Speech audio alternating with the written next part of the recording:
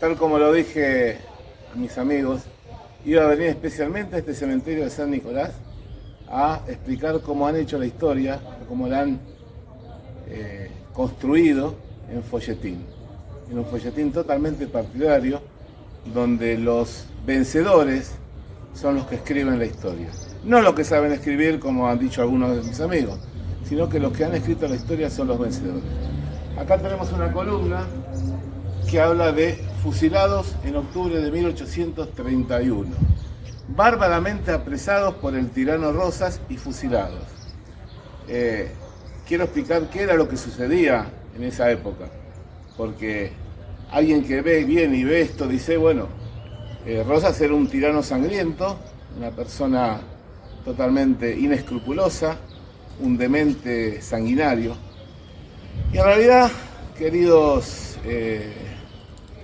¿cómo los podría llamar? Queridos oyentes, nos encontramos con que en 1831 estábamos en plena guerra civil. Una guerra civil que la iniciaron justamente los unitarios, comandados por Rivadavia, y cuyo jefe militar, llamado Juan Lavalle, fusiló al gobernador legal, a Manuel Dorrego, originando de esta forma la guerra civil. Lavalle fue vencido prontamente por Rosas y por López, y Lavalle termina emigrando a Montevideo. Pero las fuerzas unitarias continuaban al mando de José María Paz, del estratega cordobés, del Manco Paz. Y el Manco Paz, si se caracterizaba por algo, era por los fusilamientos sumarios. Fusilamientos sumarios. La campaña que hace Paz por la Sierra Cordobesa, la campaña que hace Paz en el interior, con San Luis, con Catamarca, en La Rioja, es pavorosa, es pavorosa. El único que logra enfrentarse con Paz es Juan Facundo Quiroga, que con sus milicias armadas de lanza va a ser vencido por cañones y por tropas veteranas, por soldados veteranos de Paz, en Oncativo y La Tabla. En mayo de 1831, en plena guerra civil, Paz, luego de vencer a Quiroga en Oncativo y La Tablada, seguía fusilando de manera sumaria. Hay un libro muy importante de Alberto Escurra Medrano que se llama Las otras tablas de sangre, donde explica claramente la política de ejecuciones llevada a cabo por el militar cordobés. Rosas logra la firma del Pacto Federal el 4 de enero del año 31 y ya se avisoraba el enfrentamiento final con las tropas de Paz. Rosas logísticamente va a preparar las tropas federales, que va a contar con jefes notables como Pacheco, como Estanislao López, el centauro santafesino, como Juan Facundo Quiroga, que ya en sed de venganza y con 400 presos que Rosas saca de las cárceles, hace una gran campaña por el sur de Córdoba, venciendo a los unitarios en Río Cuarto, lugar donde va a hallar la muerte un valeroso jefe llamado Juan Pascual Pringles. Mientras Paz está preparando el terreno, es capturado por el soldado Francisco Pancho Ceballos, cuyas boleadoras se encuentran hoy día en el Museo Histórico Nacional.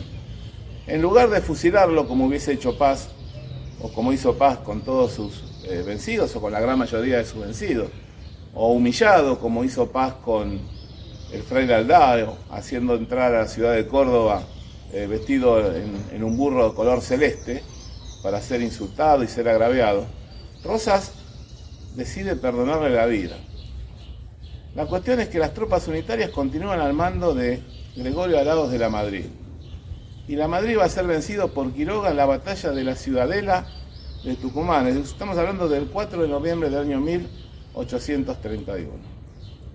En el medio de todo esto, un mes antes suceden estos hechos tergiversados, estos hechos mal explicados, directamente no explicados, y cualquiera que no entiende nada de historia se imagina, vuelvo a reiterar, un Rosas vampiro, un Rosas demente, un Rosas sanguinario. Y lo que ordena Rosas es mucho menos de lo que había ordenado Paz: el fusilamiento de jefes militares vencidos, en este caso Videla. Es cierto que se comete hay un error muy grave, porque se fusila a un niño.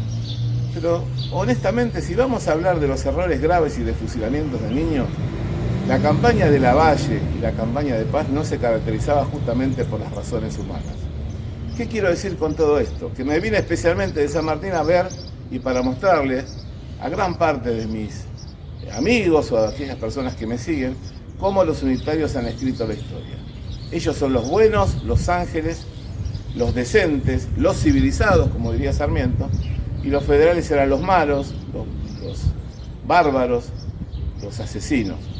Y estamos en medio de una guerra civil, de cabeza contra cabeza, y donde los jefes principales, al ser capturados, eran fusilados.